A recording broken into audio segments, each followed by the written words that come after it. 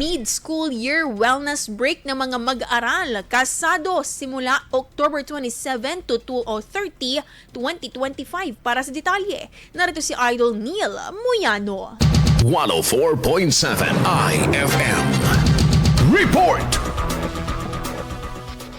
Magpapatupad ang Department of Education o DepEd ng Mid-School Year Wellness Break mula Oktubre 27 hanggang 30, 2025. Layunin ng programa na mabigyan ng pagkakataon ng mga guro at mag-aaral na makapagpahinga at makarecover matapos ang mga nagdaang kalamidad at pagtaas ng kaso ng trangkaso sa bansa.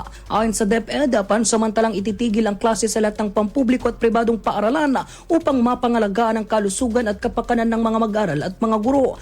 Kasabay nito ay dineklara rin ng pamalang panglungsod ng Dagupan na walang pasok sa ika-31 ng Oktubre bilang bahagi ng special non-working holiday sa buong bansa upang makapaghanda sa paggunita ng undas. Kasama mo mula rito sa FM News Dagupan, ito si Idol Neil Muyano, tatak IFM.